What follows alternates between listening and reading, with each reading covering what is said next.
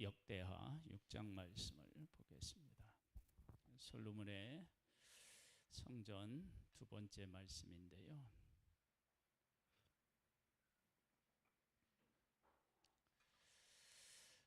하나님께서 일하시면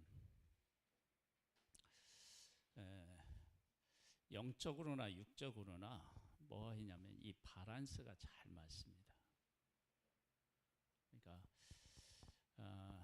내가 하나님의 뜻을 잘 따르고 있다라고 이렇게 이제 여기면 그런 일이 내 안에 일어난다 그러면은요 내 삶이 영적으로나 육적으로나 이렇게 서로 연결되어서 서로 보완하고 서로 해석해주고 하는 일들이 우리 안에 생기게 됩니다. 솔로몬이 성전을 짓고 언약궤도 이제 제자리에다 갖다 놓고 난 후에 하나님의 영광이 이제 성소에 이렇게 가득하게 이제 채워집니다. 그것은 하나님의 말씀대로 이루어졌다라고 하는 하나님의 사인이죠. 사인. 지금 우리로 말하면 그 건물 준공 그 승인이 난 거예요. 이게 영광의 하나님에게 임했다 그러면 건물을 지었다 그러면 그것이 이제 승인이 난 것과 같은 그런 의미를 담고 있습니다. 하나님께서 솔로몬에게 성전을 이렇게 짓도록 하셨는데 성전에 설계도를 주시고 거기에 필요한 기구들을 다 하나님이 어떻게 만들 것을 말씀해 주셨어요. 그래서 기초부터 완공까지 흠이 없게 완벽하게 지을 수 있게 하나님이 하셨다고요. 자, 보이는 성전 그리고 제사를 드릴 때 필요한 물건들은 하나님이 완벽하게 만들라고 하셨는데 정작 하나님 앞에 나와서 제사 드려야 될 하나님의 백성이 준비가 안 돼 있다. 그럼 어떻게 되겠어요? 앞뒤가 안 맞잖아요. 그러니까 성전이 완벽하게 지어지고 거기에 필요한 모든 것들을 완벽하게 구비했다. 그러면 그 성전에서 제사를 드릴 백성도 하나님이 어떻게 되시냐?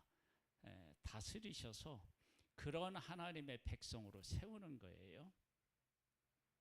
그것을 우리가 솔로몬의 이 축복과 기도를 통해서 확인이 가능해요. 말씀을 한번 볼까요?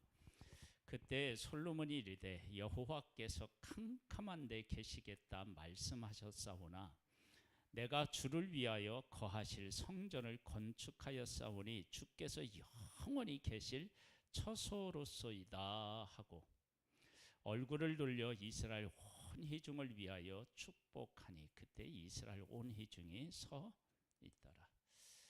자, 하나님께서 그들 가운데 임재하시고 하나님의 복이 임했는데 그것이 어디로 또 흘러가요? 백성들에게도 흘러가요. 그러면 이 백성들이 하나님의 복을 받을 준비가 되어 있었다라고 하는 것을 알 수 있지요. 자, 왕이 이르되 이스라엘 하나님 여호와를 송축할지로다. 여호와께서 그의 입으로 내 아버지 다윗에게 말씀하신 것을 이제 그의 손으로 이루셨도다. 성전을 지어놨는데 성전을 누가 지었느냐? 그러면 하나님께서 아버지 다윗에게 약속하신 대로 하나님이 그 손으로 그 성전을 이루셨대요. 누가 열심히 일했는데요? 누가 열심히 감독했는데요? 솔로몬 왕도 끊임없이 와서 들여다보고 감독자들을 세워서 감독을 끊임없이 했겠죠.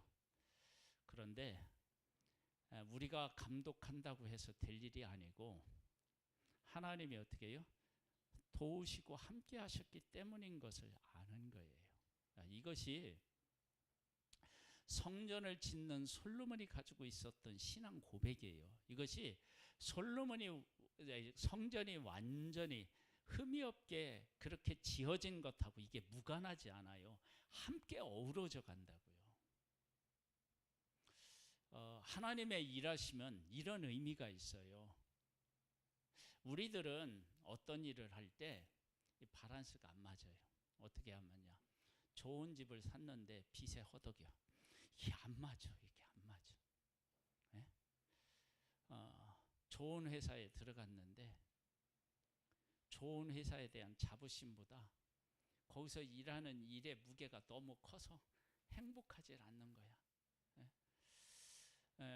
어떤 그 아가씨가 어느 날 이런 걸 느꼈대요. 자기가 이제 대기업에 들어가서 막 새로운 이제 프로젝트 뭐 이렇게 하고 이렇게 하는데 어느 날 보니까 1년 동안 저게 자동차에 이제 그 우산을 이렇게 넣어놨는데 1년 동안 우산을 한 번도 펴보지 못했더라는 거예요. 왜? 아파트에 사는데 지하 주차장으로 내려가서 차를 타고 회사 지하 주차장으로 가서 파킹해 놓고 올라가서 연구하다가 다시 지하 주차장으로 가서 차 타고 와서 지하 주차장에 세워놓고 지금 그게 그의 일생의 그의 삶이 그랬던 거야. 1년 2년 막 그렇게 사는 거야. 야, 내가 뭐를 위해서 이렇게 살아가나, 이제 그런 생각이 들겠죠. 보세요. 사람들이 볼 때는 그 사람이 좋은 직장에서 연봉 많이 받고 뭐 이렇게 보일 거 아니에요. 그런데 그 내면에 들어가면 아닌 거야. 이게 안 맞는 거야. 이게 앞뒤가 안 맞아요. 그런데 하나님께서 우리 가운데 오셔서 일하시면 이게 그렇지가 않아요. 여기가 영광이면 여기도 영광이고요. 여기가 평안이면 여기도 평안인 거예요. 이게 어울리는 거예요. 그러니까 성전이 완벽하게 성전이 지어졌다 그러면 그 성전을 지은 사람도 완벽하게 지어진 성전하고 어떻게 해요? 서로 함께 어우러질 수 있는 그런 삶이 그게 뒷받침되는 거예요.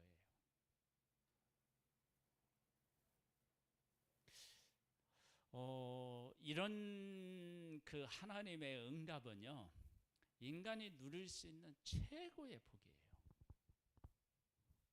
최고의 복.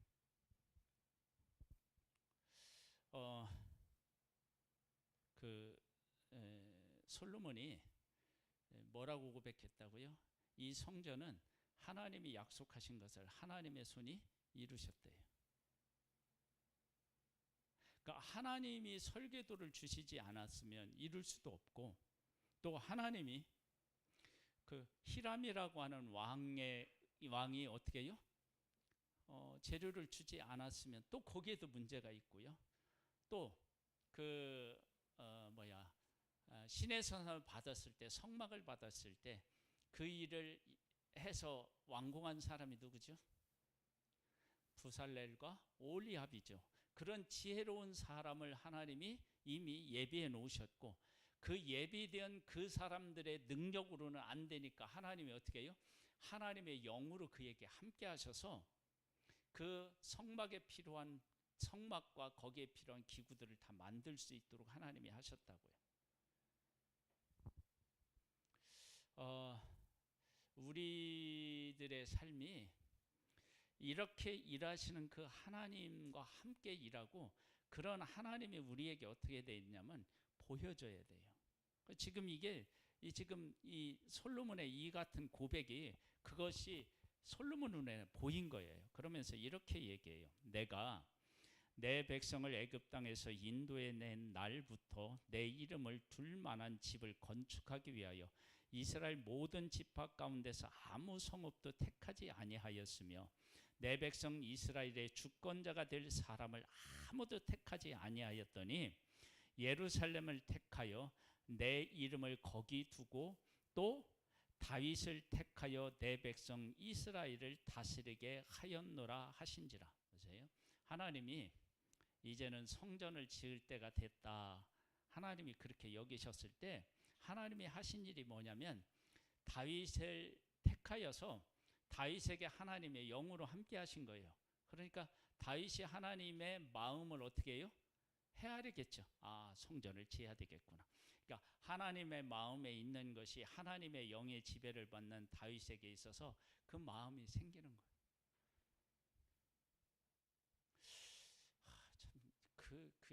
이런 걸 보면 다윗이 좀 부러워요.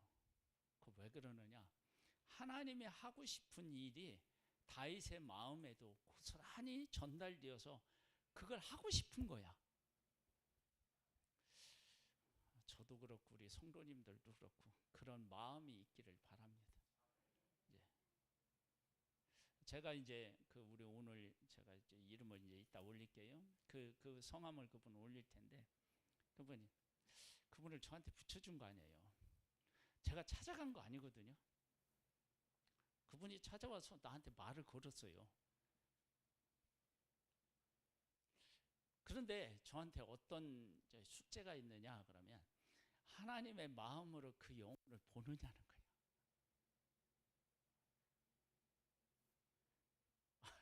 이게 쉬운 게 아닌 거예요.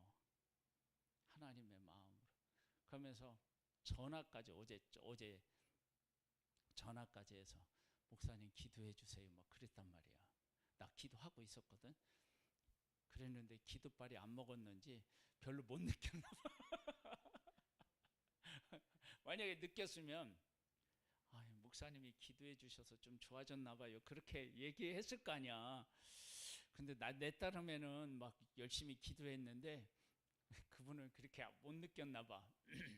그러니까 하나님께서 하시고자 하는 일이 내게 와서 하나님이 이루시고자 하는 일이 이루어지는 삶, 이게 이제 복인데 그것이 그 성전 속에 아주 잘 나타나 있다고.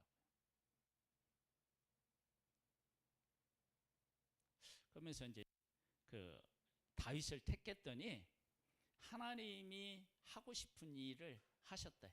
그래서 성막은 하나님이 왜 성막을 허락하셨다고요? 하나님의 백성이 이곳저곳으로 옮기니까 함께 하기 위해서 성막을 허락하신 거예요. 그 다음에 성전을 왜 허락하셨다고요?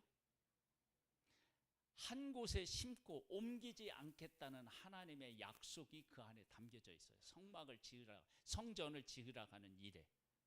그러니까 하나님께서 다윗에게 성전을 지으라고 말씀하신 것은, 그런 마음을 주신 것은 하나님께서 이제는 이 백성을 이곳에 심고 다시는 옮기지 않겠다라고 하는 그러한 것을 백성들로 하여금 어떻게 해요? 깨닫게 하기 위해서 그렇게 하셨다는 거예요.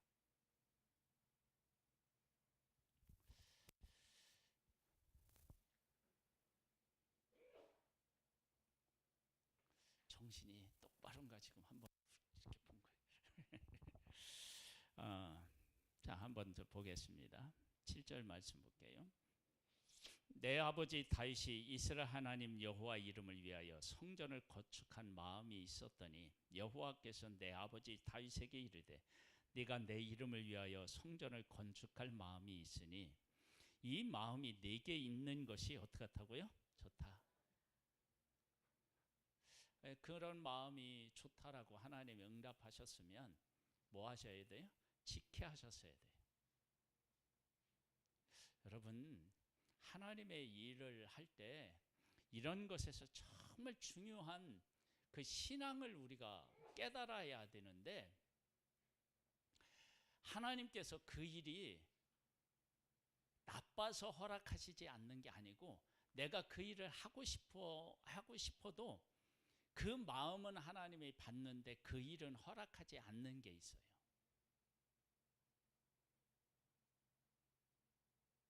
여기 저게 뭔 얘기인가 그렇게 쳐다보는 것 같은데 하나님이 내가 그런 마음, 하나님 앞에 드리고 싶은 마음, 하고 싶은 마음을 하나님 그 마음은 받는데 그 일은 못하게 하실 수 있다고요. 지금 여기 있잖아요. 그게 네 마음에 있는 것이 좋도다. 그럼 그 마음이 있는 것이 좋으면 그대로 하게 해야 되는데 아니라는 거예요. 왜 안 된다고 그랬어요? 전쟁을 해서 피를 많이 흘렸대요. 이거 저기 질문 드렸었죠? 아니 전쟁을 해서 피가 많이 흘렸다 그러는데 다윗이 전쟁에 나갔을 때 앞서가서 싸우신 분은 누구셔요? 하나님이셔요.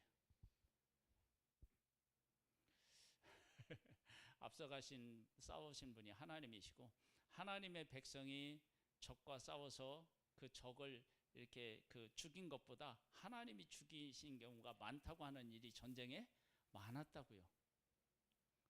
그러면 하나님이 다윗에게 너 전쟁 많이 해서 이 성전 지을 수 없어, 그렇게 할 자격이 사실은 없는 거야. 근데 왜 그러느냐? 전쟁을 한 이유와 목적에 있어서 다윗이 하나님의 깊이에 이르지 못한 거예요. 예를 든다면 약속의 땅에 있는 사람들을 하나님이 뭐 하라고 해요? 진멸하라고 그러죠. 진멸하라. 왜 진멸하라고 해요?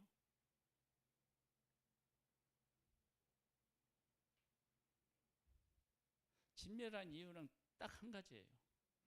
그들을 살려주면 하나님의 백성이 그들의 영향을 받아서 타락하게 된다는 거예요.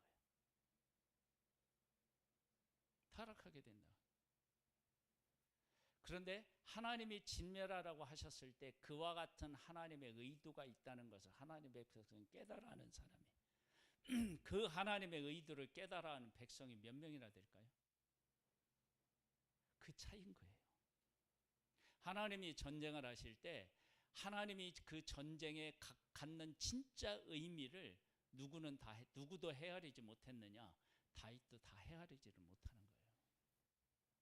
그래서 하나님은 전쟁에서 사람을 죽여도 그것이 사람에 대한 심판인데, 사람은 사람을 전쟁을 해서 죽이잖아요. 그러면 그것이 자기의 욕심으로 갈 수 있다고요.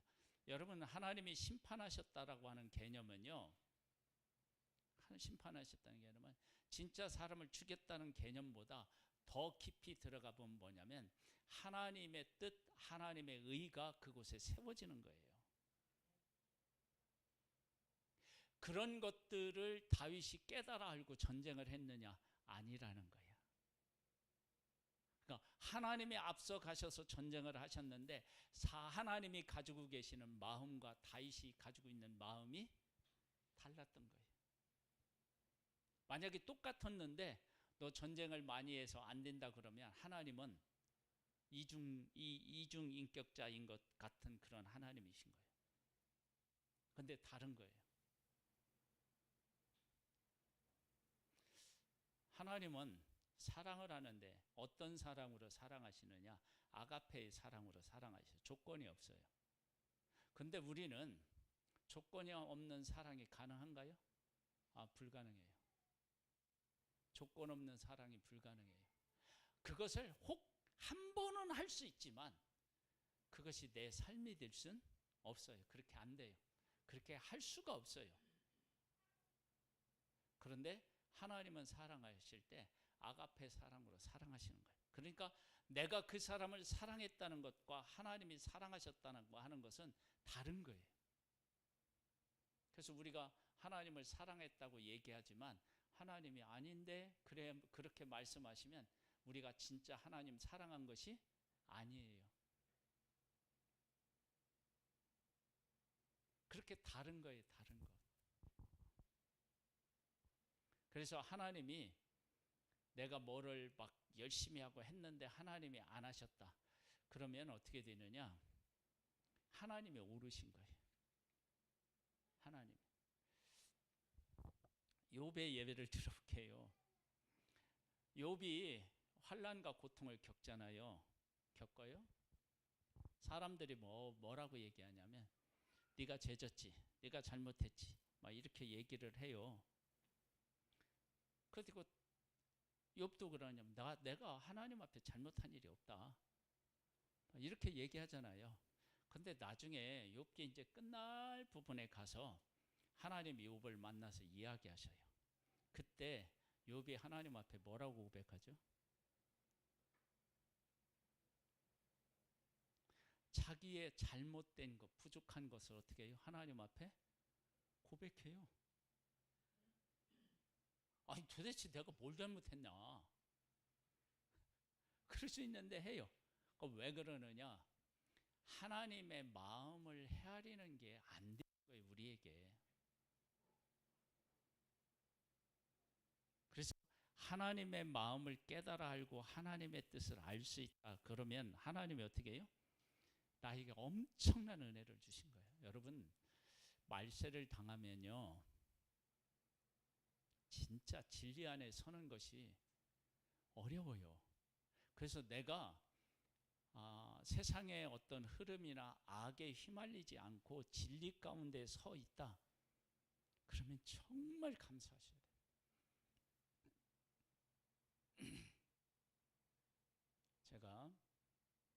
저는 예언의 은사 같은 거 막 있다고 얘기하지 않아요.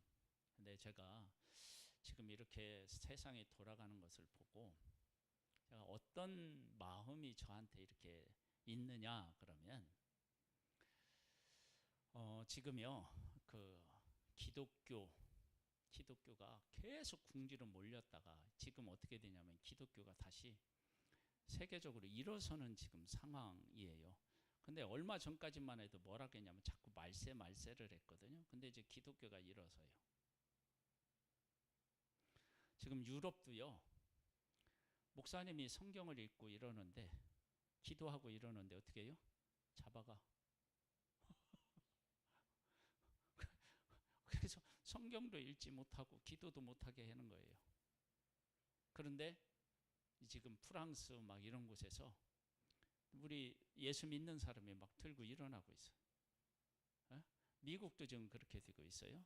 그래서 복음이 전 세계적으로 다시 한번 부흥이 일어날 것 같아요. 근데 부흥이 일어나는데 이 부흥의 때에 깨어 있어야 돼요. 왜 그러느냐? 왜 깨어 있어야 되느냐면요, 부흥이 일어날 때 하나님 편에 서 있지 않은 사람들이 복음이 전 세계를 할 때 이렇게 자기의 상태를 숨기고 복음 안에 있는 것처럼 이렇게 숨어 있는 경우가 제가 봤을 때는 많을 것으로 여겨져요. 그래서 내가 하나님 편에 서서 하나님과 함께 살아가는 것 같은데 속으로는 그 복음을 안 믿는 거예요. 근데 지금 여러분 잘 보세요. 우리나라에 이렇게 보면 숨어있던 악한 일들도 어떻게 해요? 다 드러나잖아요. 네, 드러나잖아요. 그런데 반대편의 세력이 커지면 그 사람들은 어떻게 해요? 숨는데, 숨을 때 내가 잘못한 것을 깨달아 알고 회개하면 좋을 텐데 회개하지 않고 복음이 전 세계를 휩쓸 때 복음의 영향력 속에서 회개하는 게 아니라 숨어서 자기 신분을 어떻게 하냐면 가리는 거예요. 숨어 있는 거예요. 위장하는 거예요. 그렇게 있다가 우리가 평안하다 안전하다고 할 그때에 예수님이 오신다고 하잖아요. 어느 날 주님이 오시면 정말 믿음을 지킨 사람들은 들림받지만 그렇지 않은 사람들은 이 땅에 남겨져서 심한 환난과 고통을 당하게 될 거예요. 저는 그렇게 지금 내다보고 있거든요. 그래서 지금 정신 바짝 차려야 될 때입니다. 그러니까 지금 공격을 받는 것 때문에도 그럴 수 있지만 저는 예수님이 오실 때 이렇게 무기력한 상태에 있는 교회 이런 상태에 있을 때 예수님이 오실 것 같지는 않아요. 어떻게 되느냐? 복음이 다시 한번 전 세계적으로 부흥을 일으키고 그래서 복음을 믿고 복음을 위해서 헌신한 사람들을 하나님이 이렇게 알곡을 다 하고 이 쭉정에는 어떻게 되냐면 이 복음이 전 세계적으로 막 이렇게 활발하게 막 역사하니까 반대편에 있는 사람들은 알게 모르게 자기를 감추는 거예요. 그런데 회개해서 하나님 앞으로는 안 돌아와요. 주님이 오시면 알곡과 쭉정이가 나뉘어지는 거라. 그러면 이때 내가 정말로 하나님이 원하시는 나로 서 있을 것이냐, 이 문제가 정말로 심각해. 이건 목사도 성도들을 제대로 못 볼 수 있어요. 그리고 나도 속을 수 있어요. 그래서 내가 하나님 안에서 정말 깨어 있어야 돼요. 그러니까 정말 위기가 지금 오고 있는 거예요. 그러니까 부흥이 오는 그 타이밍이 사실은 위기가 오고 있는 타이밍일 수 있어요. 여러분, 이게 지금 우리나라로 보면 이런 거예요. 제가 그렇게 우리 교회 같은 경우는 사이즈도 작고 뭐 이제 사실 외형적으로 뭐 그렇게 별로 보잘것 없잖아요. 예? 그런데 우리 교회가 그런 교회로 어떤 예냐면 큰 교회 막 유명한 교회 막 제자 훈련도 잘 받고 막 이런 교회의 성도들은 우리 교회 같은 교회라거나 목사를 보기를 조금 자기 교회 목사님들처럼 그렇게 안 봐. 그걸 느껴요, 느껴.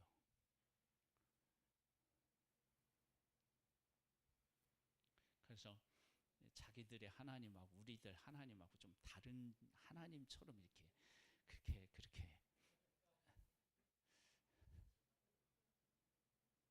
아니 그런 걸 내가 경험했다니까요. 어느 교회에서 우리 교회 와서 막 찬양을 했어요. 찬양. 우리 교회 와서 찬양을 하는데 제가 이제 목사잖아요. 그런데 목사니까 목사로서 대접을 해줄 거 아니에요. 그래도 그런데 제가 그 사람들의 상태를 언제 확인했느냐? 제가 그때 시편 설교를 했어요.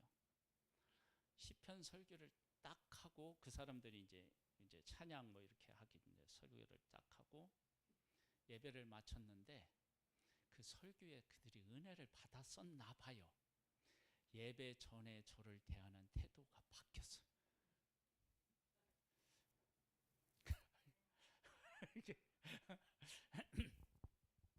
뭐냐면 이 작은 목사 뭐 이런 정도로 봤는데 설교를 듣고 났더니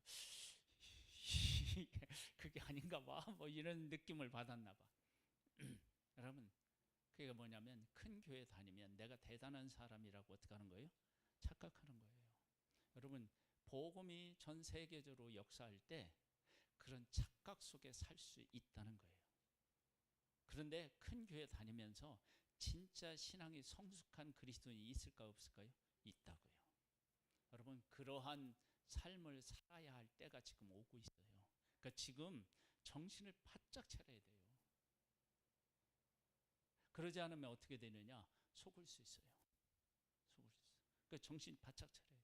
내가 무엇을 믿고 있는지를 정확하게 이해하고 알아야 돼요.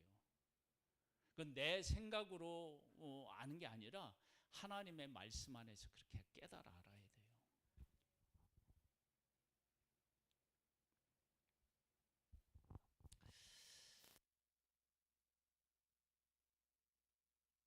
절 말씀 보겠습니다. 이제 여호와께서 말씀하신 대로 이루셨도다.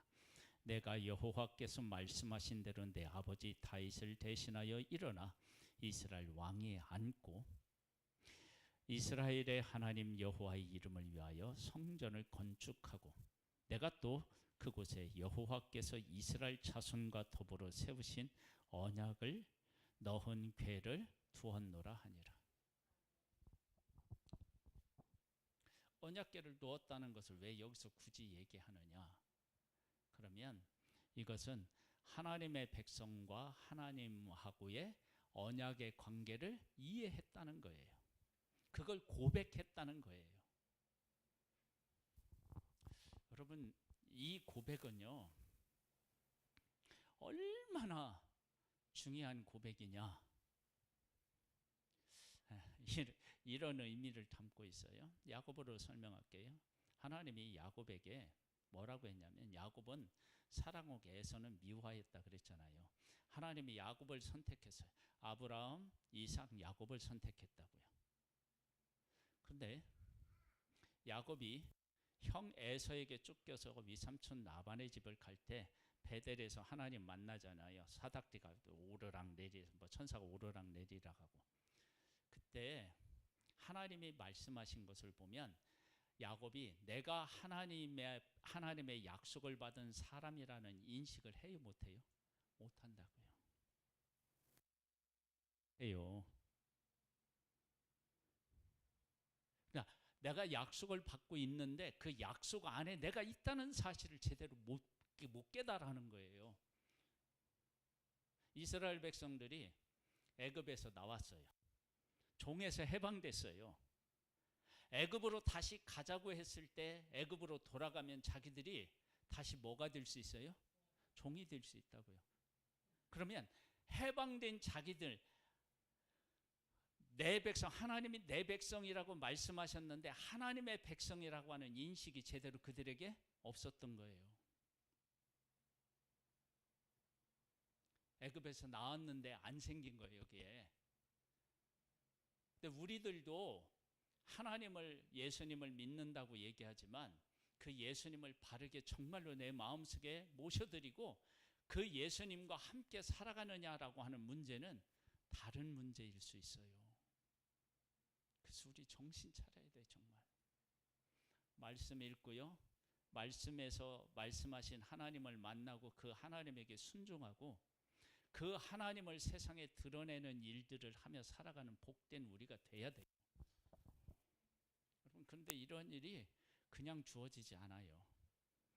하나님을 얼마나 귀중하게 여기느냐라고 하는 그런 마음, 그 마음이 우리 안에 있고 그것을 위해서 몸부림치는 삶이 우리에게 있어야 돼요.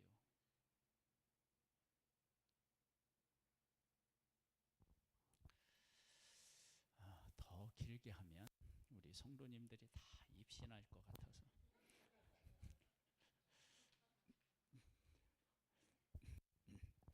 처음에 막 이렇게 가지고 있었던 이 얼굴 표정에서 조금씩 은혜를 받고 아멘 아멘 하는데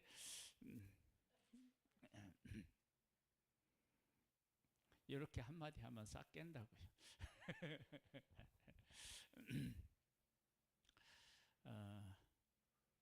솔로몬이 성전을 짓는데 처음 얘기했었던 걸 다시 상기시키고 끝낼게요. 네.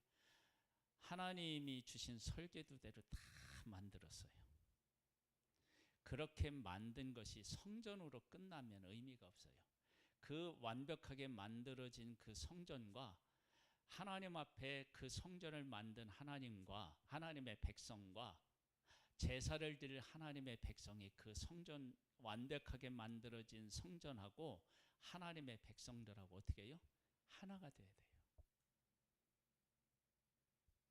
하나님은 그렇게 일하셔요. 그래서 다윗을 왕으로 세울 때 하나님이 다윗에게 뭘 허락하시냐면 하나님의 영을 허락하셔요. 왜? 다윗의 힘으로는 하나님이 다윗을 통해서 하시고자 하는 일을 할 수 없기 때문에 하나님이 영으로 함께하는 거예요. 그래서 성전을 지었을 때 솔로몬과 하나님의 백성이 왜 복되냐? 이 성경을 우리가 지금 쭉 이렇게 읽고 있잖아요. 거기서 보면 하나님, 솔로몬도 그렇고 하나님의 백성도 그렇고요. 이 완벽한 지어진 성전과 얼마나 이렇게 잘 이렇게 어우러지는 그 믿음의 고백을 하고 있는지 몰라요.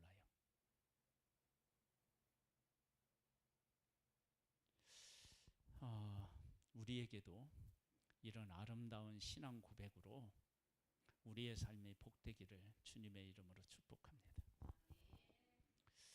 하나님 아버지 감사합니다. 우리를 사랑하셔서 예수 그리스도를 알게 하시고 그 가운데 거하게 하신 하나님을 찬양합니다.